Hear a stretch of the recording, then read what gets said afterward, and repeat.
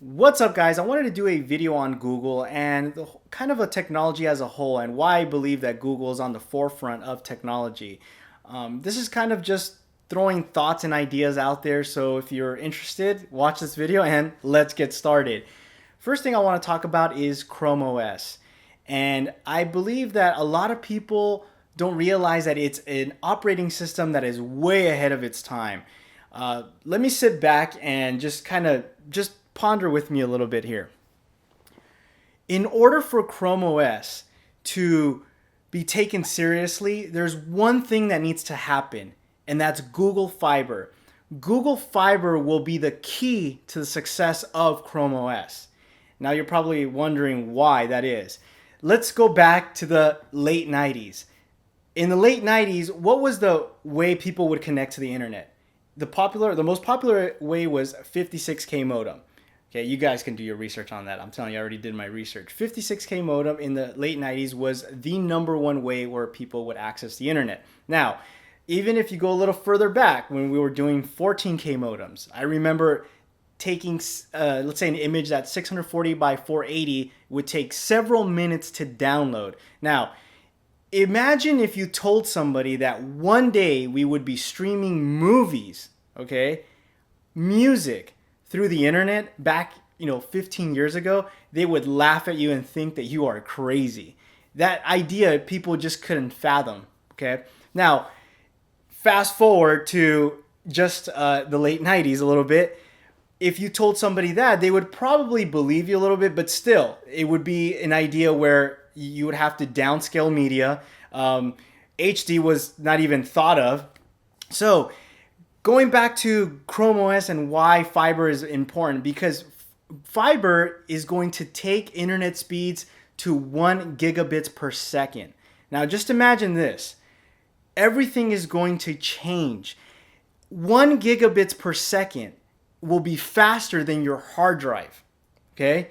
So things need to start changing where you're going to have hardware like DSLR cameras will be connected with fiber in mind. Now I know you're thinking, get out of here, DSLR camera with fiber. Let's back up again. If you told somebody that phones would get internet connections like 3G or even LTE back 10 years ago, they would laugh at you. There's no way. I mean, houses didn't even have those type of connections. T1s were like amazing. If you told somebody that one day you would be holding a phone that had equivalent to T1 connection, I mean, we surpassed that already, they would think you are crazy. So just think about this, a DSLR camera with connections of 1 gigabits per second. As you're snapping pictures, they're being uploaded to the cloud immediately, instantaneously, okay?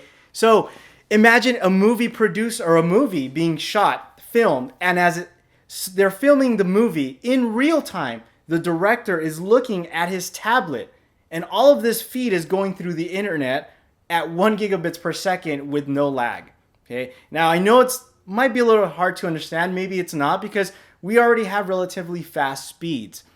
But Chrome OS is going to change all that. That's why the Pixel was introduced. It was introduced to show that you can have really good hardware, beautiful hardware, and Google's trying to push developers into showing what is capable. You have a really beautiful screen, and not to go on to the whole Pixels, you guys know what it's about. Going back on subject to Chrome OS, the Chrome OS is the future. Now you're probably thinking, well, Armando, I work with Photoshop. I have a video editing software. How is that possible? Think back to what I just said about the DSLR cameras or even video cameras, connected devices, okay? Everything is going to be online, on the web. Remember, the Pixel, why is it important? Because they want to push companies like Adobe to start producing applications. There's already programs out there that exist where you can edit your photos online that are comparable to Photoshop. I mean, they're not as robust, but they're very good, and you might actually be impressed. I'll leave a couple links down below so you guys can check those out. Even services like OnLive. Have you guys heard of OnLive? OnLive is a service where you play video games online, modern games, and you don't have a device. It basically the online service has servers where they're computing and rendering all the graphics, and all you're doing is you're basically playing, and you don't need an Xbox 360, PlayStation, or a high-end computing system. Everything is done by the net. So when we're talking about speeds that are faster than your hard drive, SSDs, remember 1 gigabit per second is faster than most SSDs today. So when you're getting internet connections that is quicker than your hard drive, it makes sense. Trust me, guys, that we are not going to be using hard drives or local storage as we do today. Remember when iTunes came out? People were freaking out. The thought of not owning a physical media, your CD, was sort of scary. People kind of didn't grasp that idea until later down. It took a couple years for people to realize that we don't need CDs. You go to a Best Buy today, and I remember even just 5 years ago, they had rows of CDs. Now you're lucky if there's only one row of CDs because everything is being done online. Fiber will bridge that gap of our paradigm thinking that it's just not possible and that we need physical media or physical local storage. And remember, everything one day will be connected. Your DSLR camera, your refrigerator, your washer and dryer. And if you look at CES even this year and the previous year, they already have Wi-Fi enabled washer and dryers and refrigerators. And it's just going to get pushed further and further to the point where it's going to be normal. So right now, the thing that is holding us back is internet speeds, just like it always has been. But once we get past that, everything will be online. Because remember, you got to think about this. Imagine you had a camera and you could just shoot unlimited because you have unlimited storage. Now all you're dependent on is battery. Same thing with video. Unlimited video shooting. So I'm really excited to what the future holds, and I think that Chrome OS will be the future, and I am hoping that Android and Chrome will merge together. There's been a lot of things happening where, I don't know if you guys saw the little Andy that was Chrome, so maybe we'll see that at Google I/O. But I'd love to see where and I've said this before, you plug in your Android device and automatically it shows up on your screen. You have Chrome OS, because I believe that Chrome OS will be the future of not only mobile technology, but just as an operating system as a whole.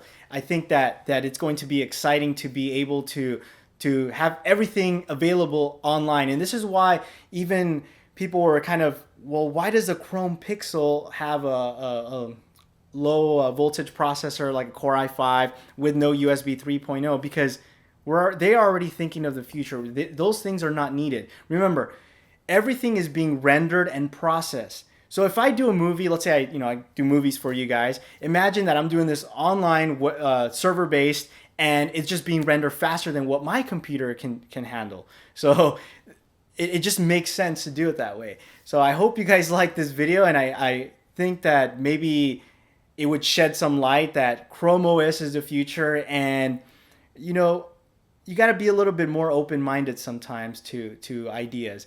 I hope you guys like this video. Leave your comments down below. Let me know what you think. Let me know your ideas and what you believe the future holds. Let me know if you think I'm crazy. Until next time, adios.